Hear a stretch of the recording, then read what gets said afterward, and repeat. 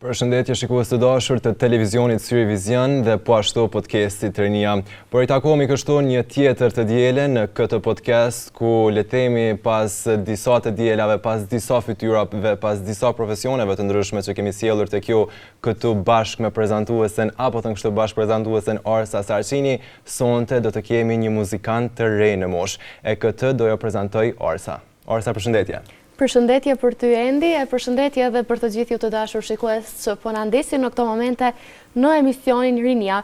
Ashtu siç e tha Endi, këtë të diel kemi një muzikant të ri ose le të themi një krijues, I cili tashmë mund të jetë I njohur për shumicën prej jush, por ai sot për ne ka sjell diçka tjetër, diçka shumë ndryshe, një projekt të cilin ka kohë që ai po e realizon dhe me shumë zell e ka sjell sot përpara nesh këtu dhe përpara juve shikues. Me ne në studio është Edri Stavileci. Edri, përshëndetje dhe mirë se erdhe. Përshëndetje Arsa, përshëndetje Endi. Dy miqtë mi, qysh se për klasës parë në klasë bashkë. Më vi është knatësi që tash po trajtojmë një emision, po sot nuk jam marrë si muzikant, po jam marrë thjesht si një krijues I Bonevetit, një ndër nxënësat e parë që ata I kanë pas. Edri një kohë gjatë pa të po, unë mas pari po du më ndalë dhe po du më të përgëzu për sukseset një pas njëshme thënë kështu që I gëzën, edhe sot më arsen, si që seke edhe ti, nuk kemi prej atyre intervistave që kemi të pytë për grupin Rilindja dhe po ashtu për muzikën, por krejtësisht diçka ndryshe, një projekt le themi personal që ke vendosur ta krijosh. Po. Ky projekt do thotë është një restaurim mandoline, do thotë jashta muzikës, jashta grupit, jashta krejt këtyre, është thjesht një pasuri familjare e cila ka qenë heshtje, edhe vendos ata restauroj pasi familja ma dhurun si timen, si dhurat, do thotë. Edri, çfarë histori e mbart kjo mandolin për ty, ose ndoshta pse thjesht ke vendosur që ta restaurosh dhe të jap shpirt në mënyrë që ta risjellësh në jetë përsëri këtë instrument? Po, mandolina është instrumenti I cili përkufizon traditën muzikore në qytetin e Gjahovës, ose s'paku një pjesë saj, se është mjaft e gjerë. Kjo mandolin është mandolina ma vjetër që është mbet gjallë e familjes tonë Pozhegu nga ana e nanës. Ka qenë mandolina e Ihsan Pozhegut, për ata që mirën me muzikë e din që Ihsan Pozhegu I përket gjeneratës parë të mandolinistëve. Do thotë është ndër një mandolinë shumë e vjetër, jo për të parave të shtetit, po I ka taku një personaliteti I cili nuk ka qenë vetëm si një ndër pionierët të mandolinës, po ka qenë një individ I cili e ka rujt historinë, edhe për plot muzikologëve është përdorur si referencë. Do thotë ka qenë një person me vlera, ka marrë pjesë në grupet e para të shtetit, si grupet kemi mas pari Shështin Gajreti, pastaj Hajdar Dushi, kështu me radhë. Edri, në rrjetet sociale, unë kom pas rastin pikërisht në Bonevet, në faqen e Bonevetit, me pa ti duke punu prej as le themi deri në zh këtë mandolinë. Tashmë është në një gjendje të mrekullueshme, po du më ndal pak te fillimet e mandolinës duke punuar. Si ka qenë mandolina në fillim? Mandolina në fillim ka qenë e qarë përgjysmë te kjo pjesa këtu, te pjesa e qafës. Po, thjesht, ne kemi marrë dhe kemi fillu krejt për fillimit, dhe kemi nda në çdo të sopë mundshme, edhe I kemi gjitë edhe një herë. Do të ka qenë një restaurim komplet. Po, shka mund thëmë, na kemi pas kra internetin, YouTube-ën, tash çdo gjë që dojmë me boj, kemi të gatshme. I kemi këqyrë kretë në internet në formën ma profesionale të mundshme që ne kemi pas mundësi mi bo. Se mandolina tjera komersaru dhe vetë, po kjo është restauruar në formë perfekte, sa që ka marrë një formë ma mirë se vetë fabrika. Pse thëmë këta? Se fabrika I ka prodhuar shumicë, kurse kjo është e bone me materiale, me pjesë cilat kushtojnë shumë a shumë se ato pjesë e shumicës. E çfarë ka motivu ty pikërisht që me restauru këtë instrument? Cili ka qenë ndoshta ai motivi, pse pikërisht? Mund të them kjo ana e zgjuartarisë ose thjesht punimet kreative me dorë. Këto kanë qenë hobi e imja qysh në fëmijëri. Plus motivi tjetër ka qenë që mandolina fundit e familjes, edhe falenderoj shumë familjen Pozhegu, Bërhan Pozhegun, Meritën, motrën e tij, që ma dhurun këtë mandolinën e babasën e Isonit, pra si mandolinë e fundit, kësaj mandolini ka ra dhe sërgjyshim, i kanë ra dhe thuj se çdo familjar. Ka qenë një instrument për thëmë që mes me thoni ka njërat e tanë, atëherë një 70% që shtetit sigurt s'paku ka pasë ndorë njëherë.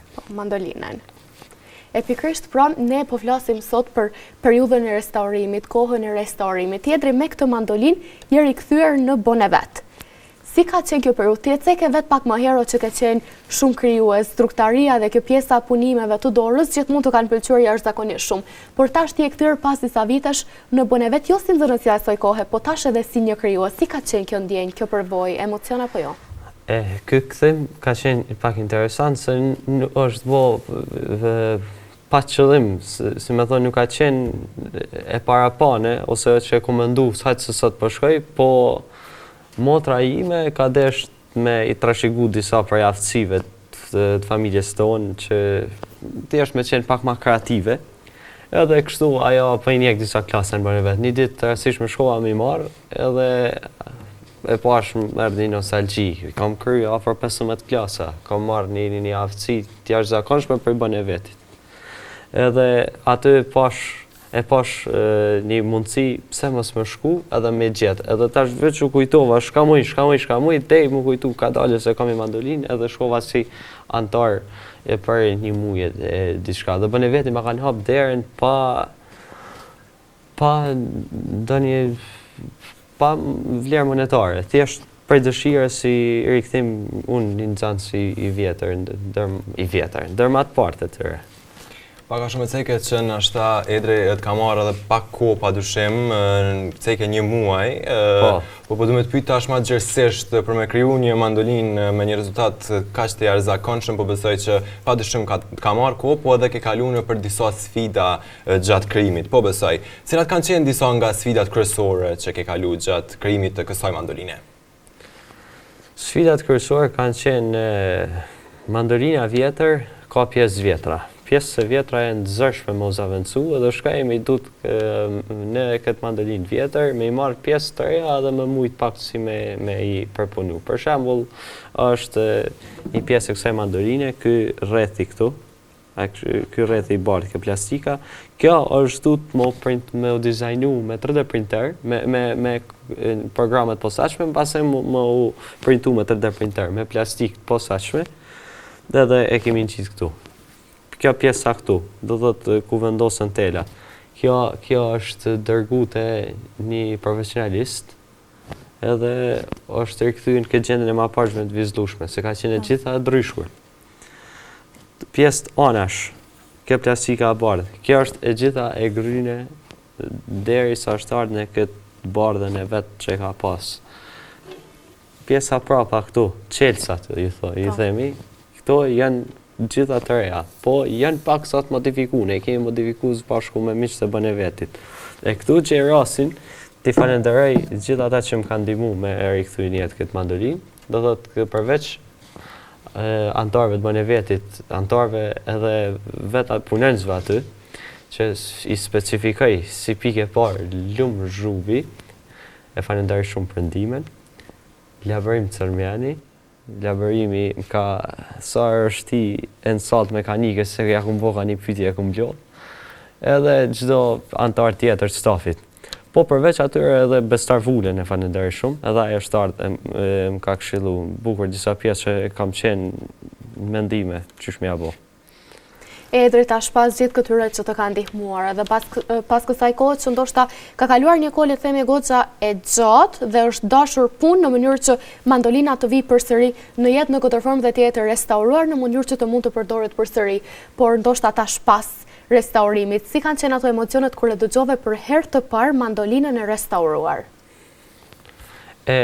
Tash kur është rregullu mandolina përfundimisht, unë e mora në shtëpi edhe ja vendosa telat. Po, kur mora mira, nuk boni. Edhe shkova dhe një herë të nesërmen, tha po të regoj tamam storyn. Edhe fillova edhe njëherë me rregullu një gabim që e kisha bo.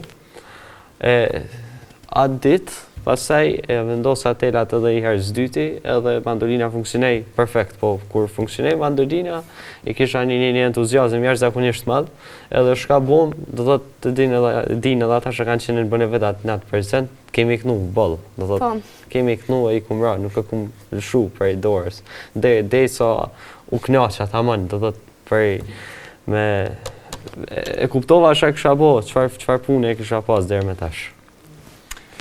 Tash disa vite je le themi në skenë si muzikant me grupin Rilindja, unë po du me të pyet si muzikant. Sa është e rëndësishme për ty me njoft teknikisht edhe një instrument? Besoj me njoft instrument kemi të gjithë mendime të ndryshme. Nuk është vështirë me ditë spaku ato baziket, po kush den me perfekcionu, edhe me perfekcionimi kemi, do thotë, përveç materialeve shkollore që janë shumë lehtë më gjetë, e kemi edhe internetin, po për mandolinën ne dua ta specifikoj që përpara, më parë, edhe shkolla normalja ka qenë, është du gjithë secili me i ra. I ka ra i gjithë qyteti, po edhe sot, pse mos me qenë mandolina ose një instrument tjetër obligativ për çdo nxënës? A di çfarë hieshie e ki shpru, se shumë kur më shohin të ra mu instrumentit ose miqve të mi, thojnë as sikur ta kisha ditë dhone, po nuk është zor. Për me ditë me ra mandolinë si instrument, spaku ato bazike, është shumë e lehtë. Edhe plotëm kanë thonë edhe për kurs, tash të tregoj drejtën. Po mos pritni, do thotë kursin, nuk është gjithçka përmes kursit. Kemi internetin, me internet është e ardhmja. Interneti na ofron neve zgjidhje për gjithçka. Edhe për këta i uzoj gjithë me vazhdu, edhe mandolinën specifikisht, figurën, emblemin e qytetit me sfilon mbrapa. Do të thonë mandolina për ty është një pjesë jashtëzakonisht e rëndësishme në gjithë rrugtimin tënd muzikor, apo? Po. Momentalisht në Gjakovë, përveç të vjetrive, që janë ata të partë. Si gjeneratë e re e mandolinave, është një djalë pak para meje, Arjan Vula. Arjani e ka mandolinën fix hobi, vetëm kur ka që vet ai i bje. Edhe ata përshëndet shumë, kemi bo muzikë plot herë. Mandolinës tjetër, djali imi tezë, Sari Uniku, me fisharmonik, edhe ai i din rregullat bazike të mandolinës. Aldi Bunjaku, me kitaristi i grupit pashtu ton, edhe ai ka fillu me i ra mandolinës. Po urej që mos t'jen me gishta me ngje. Po çdo kush me i ra. Është instrument shumë i bukur, lirik, i knohet dashnisë, i knohet popullit, nuk e di ako ma bukur. Shumë kënaqësi edhe për ne me ndëgju që një i ri ka shumë pasion për muzikën edhe që po ashtu i njëjti ju shtyn edhe të rinj tjerë që ta adhurojnë muzikën, ta duan edhe më shumë tradicionalen, të kenë të bartë ndoshta ato tradita të trashëguara ndër vite dhe t'i kultivojnë edhe më shumë. Edri, kur jemi pikërisht të instrumentet muzikore, të instrumentet tradicionale, nëse ndalemi te ky restaurim i mandolinës, a e ka ndryshuar ky restaurim për ty raportin edhe me instrumentet tjera tradicionale? Ky restaurim thjesht ma ka sjell dhe një mandolinë, se kjo nuk ka qenë e interpretueshme, do thotë ka qenë jashtë funksionit, thjesht e ka bo dhe një mandolinë plus, është mandolina 11 në koleksionin tim të mandolinave. Edhe i përket, do thotë, është mandolinë kroate, me specifiku, ky stil kështu që i qason formës dardhës, është mandolinë kroate, muzikë në Klada Zagreb. Kush është gjenerat ma vjetër, e din ka qenë një shtëpi botuse e materialeve muzikore, cila ka prodhu mandolina. Do të është një mandolinë, me bo me e këqyrë për nga ana profesionale, është mandolinë shkollore, studentave. Po, vetëm që i përket viteve të 50-ta, normal që vjetërsia ja sjellat charmin edhe vlerën.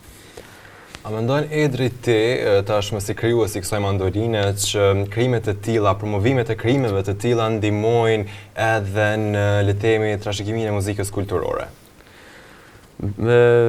Materialet muzikore, edhe sidomos ato që i përkasin trashëgimisë kulturore, duhen më urujt me shumë fanatizëm. Po nuk urujten prej drejtorive ose prej njerëzve adekuate në këtë punë, se ndonjëherë edhe na shkalohen. Spaku duhet njerëzit në arkivat e tyre familjare me rujt gjithsesi, sepse gjithat kanë vlera edhe janë relik e një të kaluare. Do thotë, qoftë ajo veç e familjes, qoftë edhe shtetit. Për shembull, një shembull i ruajtjes vlerave është edhe familja Gola, e cila e ka rujt me shumë fanatizëm sharkinë e Ymerizës.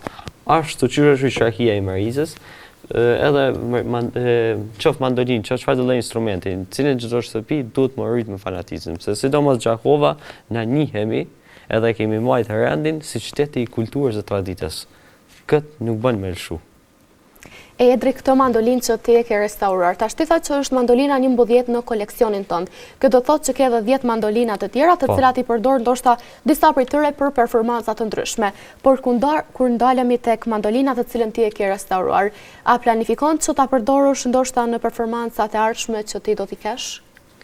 Ose për ndonjë rast më të veçantë? Po, këtë mandolinë e kam përdorur disa herë, edhe vetë për qefit, në prova, në për raste të ndryshme ku kemi iknu për qeve në shtëpi, po për me përdor ka mandolina që janë shumë atë mira. Për performancë është fjala.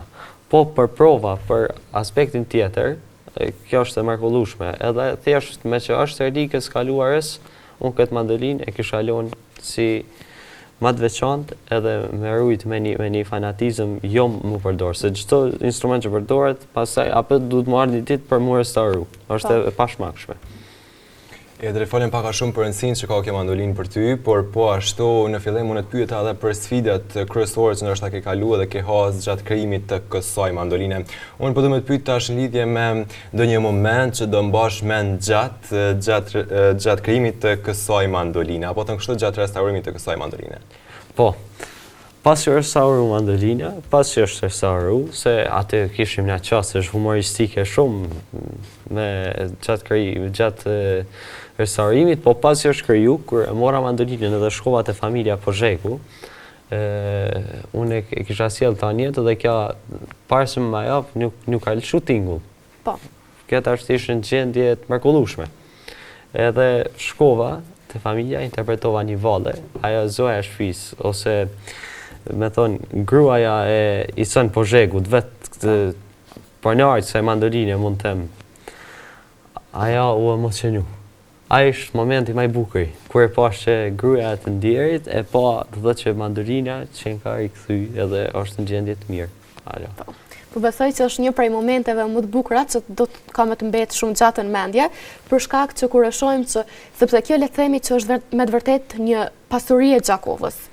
Patjetër që do të ruhet, nëse do ta vazhdosh dhe do ta ruash kështu, do të jetë patjetër një vlerë që asnjëherë nuk do të ketë mundësi me ushujt, edhe padyshim që do të trashëgohet ndoshta edhe në për breza të tjerë, edhe shumë kënaqësi po që ndoshta dhe familjarët, sepse ka mundësi që kjo mandolinë ka pas shumë kujtime për bashkëshorten e muzikantit, edhe padyshim që kur e ka parë që mandolina përsërim po lëshon tingull, ka qenë një ndër momentet më të rëndësishme, apo jo Endi? Padyshim që edhe është një farë emocioni. Po patjetër, edhe për vetë Edrin po besoj, kënaqësi e veçantë. E vërtet. Aty po që është arrit qëllimi i parafon. E kur ndalemi Edri thjesht te mandolina, te historia që ajo e ka, nëse kjo mandolinë do të fliste, le themi në thonjës, dhe nëse do të tregonte për rrugtimin e saj, çfarë do të thoshte mandolina?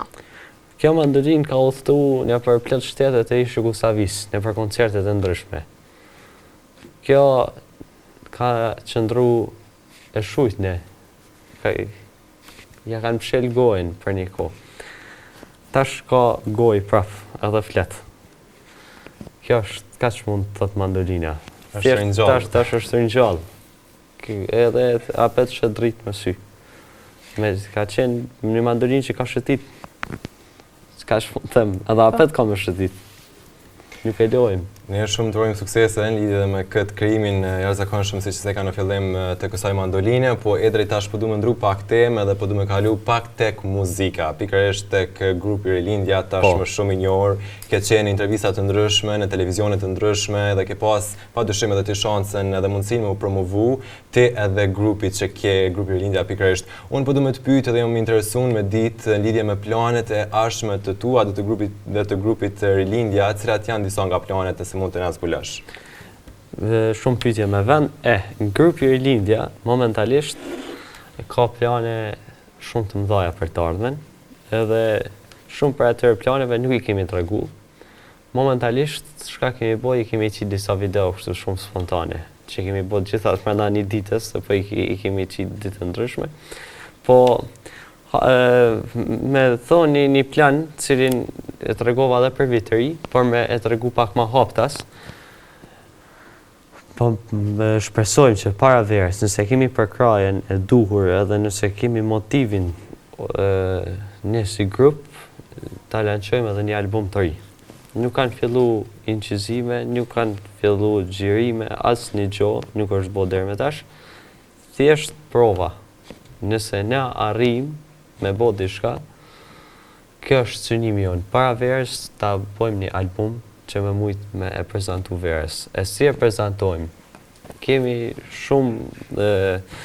bërë shumë takime me njerëz shumë të mëdhej, po ato do I lojmë surprizë. Akoma atë gjë kemi bërë të hapne për publikun. Po albumi, mund të them që do të përmbaj këngët tona, të cilat I kemi komponuar vetë grupi jonë Rilindja, dhe do të ketë rikomponime. Për këtë, se dita ditës, nëse, siç e themi në qytet, nëse na pik në san, edhe qesin e postim. Kush na ka njek, ne na njek apet se ka më pas rësi shumë. Shumë mirë me dëgju dhe faleminderit drejt që ti këtë lajm ndove edhe për emisionin ton, për emisionin Rinia, edhe shumë kënaqësi me pa që grupi juaj së shpejti, nëse gjithçka shkon mirë e mbar, do ta lançojë edhe një album të dytë, le të themi, pas albumit të parë për te heshtjes që ka qenë, një album me të vërtetë I mrekullueshëm, edhe që besoj që të gjithë ata që kanë pas mundësinë me dëgju, janë kënaqur shumë nga tingujt e mrekullueshëm të instrumenteve tuaja, nga zëri juaj I mrekullueshëm. I muzikës tuaj që ju e bëni në vazhdimsi dhe besoj që tashmë është e njohur për Çakovën, për Kosovën, për gjithë Ballkanin e Mëgjer, sepse ju ju keni udhëtuar edhe në vende tjera, le të themi jashtë Ballkanit, apo jo, me grupin Rilindja, keni bërë muzikë?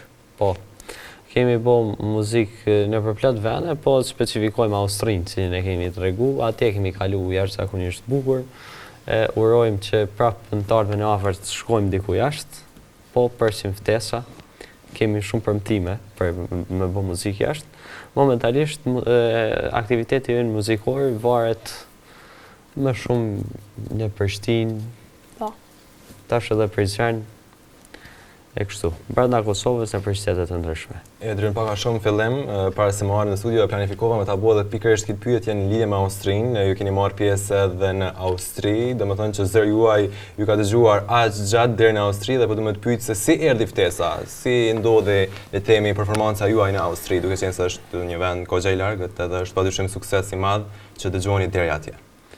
Tash para se me bu muzikë në Austri, na kemi bu muzikë për një kohë gjatë në Viti, në Stubbël të Vitis, specifikoj në Stubbël. Atje njerëz, ose mund të them, njerëzit e Stubbëlës na dojnë jo shumë, po jashtëzakonisht shumë. Nuk ka një individ nga Stubbëla I cili nuk na ka dëgjuar spaku një herë. Është jashtëzakonisht e çuditshme, se qysh me një performancë që kemi pas në Stubbël, sa jemi shku, ka qenë mushne me spaku 80 veta e salla aty ku bëjmë në muzikë, Frank's House. Aty ka qenë një përvojë e mrekullueshme. Po këta të Stubbëlës kanë edhe lidhje në Austri. Aty ne jemi lidhur me Gracin, se në Vjenë e kemi pas, kemi shku me ftesën e Ermal Hasimës dhe Janus Saliukës, kurse në Gras I kishim këta të Vitisë, dhe ku kemi bo muzikë, ai pronari kavi mikrofonin edhe tha, këta e një grup shumë I famshëm në Stubbël. Tash, kretë ata njerëzit ku të ishim që ne jemi Stubbël, se kishë edhe të Prishtinës, se të Shqipnisë. E na ishim Çakovës, se mas ju du ta me specifiku, ne jemi Çakovës, se ish pyetja, Stubbëlës, ku I tjeni kështu? Kjo lidhe e unë me Austrinë. Shumë interesante, si përvojë besoj që ka me ju mbet shumë gjatë grupit Rilindja. Shumë interesante, po. Ka qenë shumë e shkurt, po u konë jashtëzakonisht e bukur. Shumë mirë, sepse ndoshta edhe momentet e vogla ndonjëherë janë ato që mbesin shumë gjatë në kujtime. Edri, para se të kalojmë edhe te dy rubrika tjera shumë të lezetshme, disa loja të vogla që do t'i bëjmë, po ashtu edhe teksa ti do të bësh një melodi me mandolinën, dua ta bëjmë edhe pyetjen që ju bëjmë pothuajse të gjithëve, por Edri në rolin tënd si krijues, cili do të ishte ai mesazhi që do t'ju drejtoje të rinjve që po na ndjekin në këto momente, të cilët duan të krijojnë, por hezitojnë? Të krijosh është kreativitet. Për kreativitet nuk duhet me pas hezitim. Për çfarë do lloj kreativiteti që ka dikush, nuk duhet me pas hezitim. Kreativiteti gjithnjë është i bukur. Edhe keq me qenë është i bukur, për një synit. Nuk mundet më konë kur i keq. Ose dikuj nuk i pëlqen dikuj tjetër. Kjo është kreativja. Andaj ndonjëherë edhe njerëz kreativ hezitojnë sepse ekziston paragjykimi. Po nuk duhet me jetu në bazë paragjykimeve. Na shohim del një video në TikTok edhe e përqeshin të tënë. Një person, sa ai ka qenë, ka shikun djatë, përderisa të tjerët kanë shikun të majtë. Po në është ai e kryen kokën kështu, e tjerët e kryen kështu. E kjo është. Andaj për kreativitet nuk duhet me pas hezitim, njëkohësisht edhe për muzikë. Se shpesh kujtojnë që mandolina është instrument që vetëm pleqët i ka njarë. Nuk është ashtu, se pleqët i ka njarë kur kanë qenë në rini, edhe i kanë knu vajzave që i kanë dasht. Kjo është mandolina. Edhe unë, alo i kënaj vajzave që i du. Kje, do me thënë. Mesazhe të ndryshme edhe po ashtu që i përcolli Edri në podcastin Rinia, nga mandolina deri te muzika dhe po ashtu grupi Rilindja. Edri, orsa pak më herët e ceki që ne kemi krijuar edhe 2 rubrika të ndryshme nga njëra tjetra për ty, e po nisim pa humbur kohë me të parën, nëse orsa nuk ka ndonjë pyetje tjetër. Jo, po lëm kaq, nëse shohim diçka pastaj pas rubrikave, pse ju pyesim Edrin përsëri nëse kemi diçka të paqartë. Atëherë Edri, ne do fillojmë njëherë me rubrikën e parë, për të cilën kemi krijuar për ty. Është pikërisht një rubrikë të cilën ne do nisim si pyetje dhe ti do të përgjigjesh me një fjalë. Po, do ta plotësosh fjalinë. Po, e vërtet. Për shembull, e para është, bën e vet për mua është një copë e madhe fëmijërisë time. Mandolina më bën të ndihem.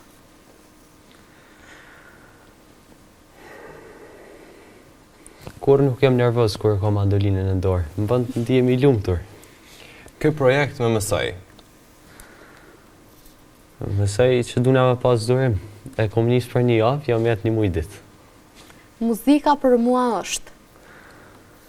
Pjesë e pandashme e jetës është përgjigja klishe, po muzika, çka mund të them? Dashni. E du. Skena është vendi ku unë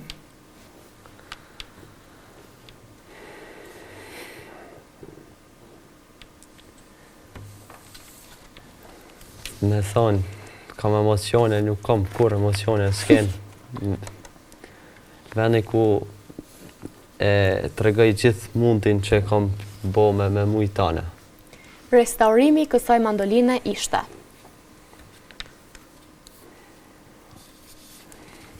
Ruajtje vlerash qytetit.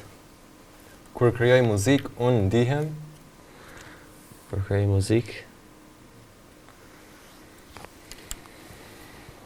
është...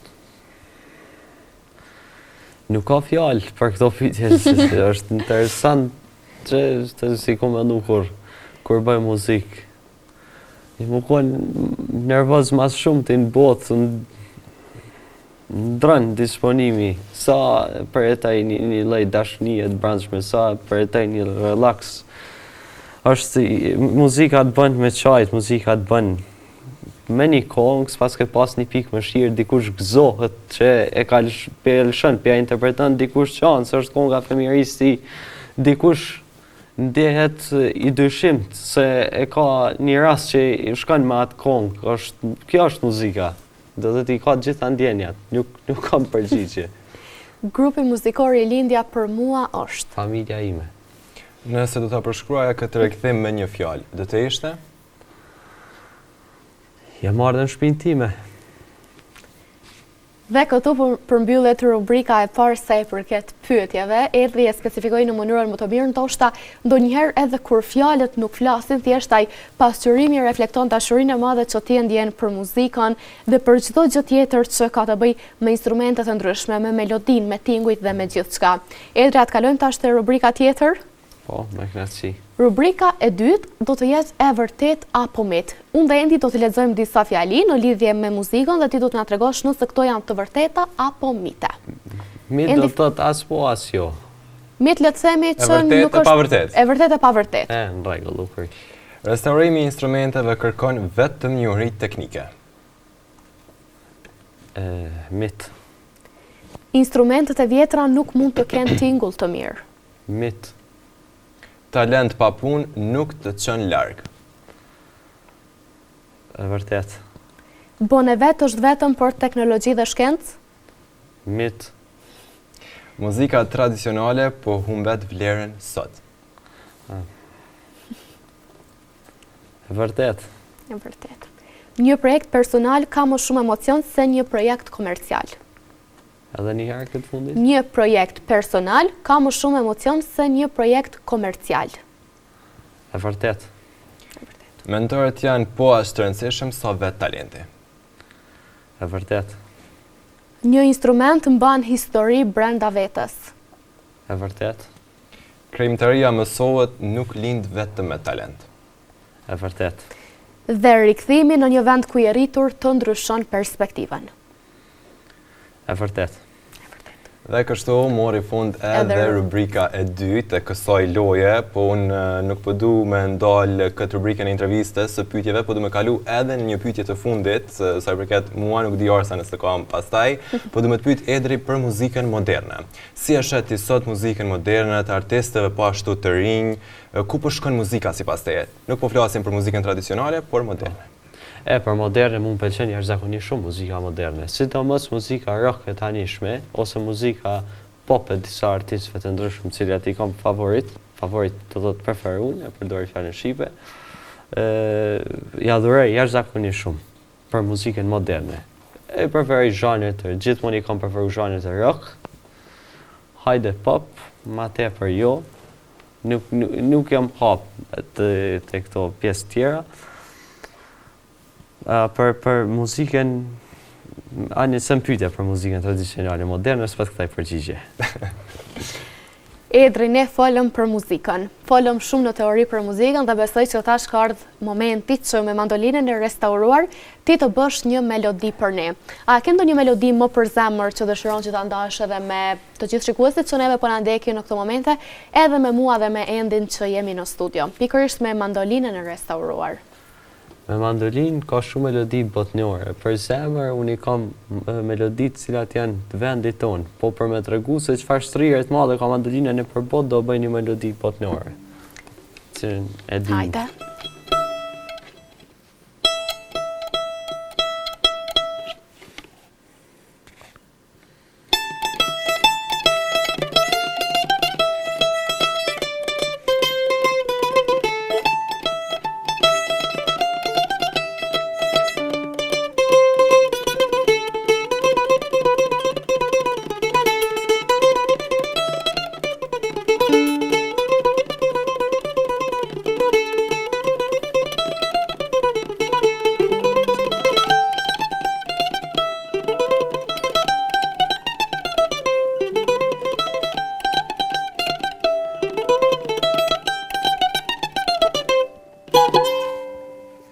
Duart Rokitje, ne këtu në studio që jemi, dhe ata që po na ndjekin ndoshta nga shtëpitë e tyre, po Duart Rokasin, Edri, shumë faleminderit. A ke vetëm këtë melodi botërore, apo nëse ke mundësi edhe një melodi tjetër ndoshta të vendit ton? Apo ta lëmë kaq? Melodi. S'pedi, a kina e të preferune? Nuk po di. Ti ndoshta ndonjë që ke më për zemër nga melodit e vendit ton? Lulet bukura sjell pranvera, Shkodrane.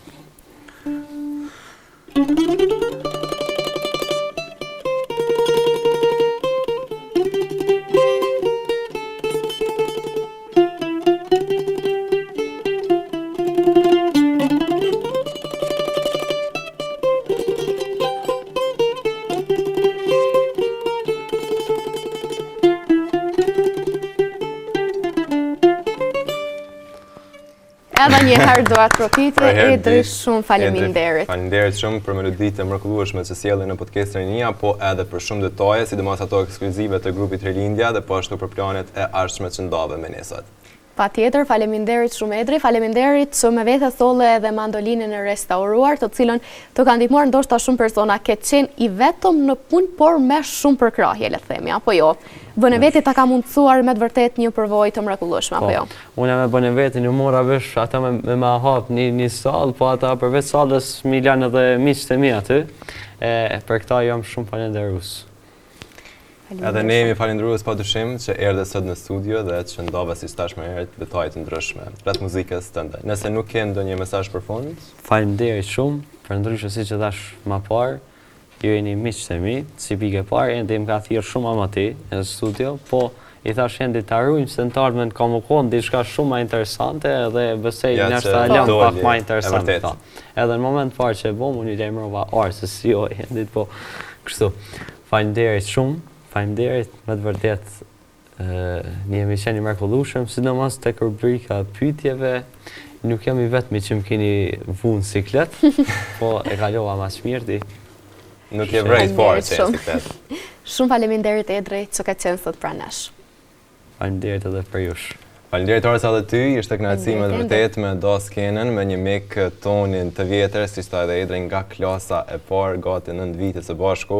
Me të vërtet ishte kënaqësi që ta ndoja skenën e podcastit Rinia me një muzikant tashmë të suksesshëm. Arsa, faleminderit ty, faleminderit edhe gjithë shikuesve që na ndoqën deri në këto momente, në këtë të dielën së bashku.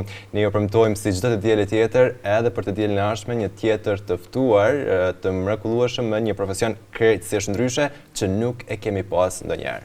Faleminderit Endi, faleminderit edhe juve të dashur shikues. Ashtu siç e tha edhe Endi, të dielën tjetër në ora 18. Miru takofshim.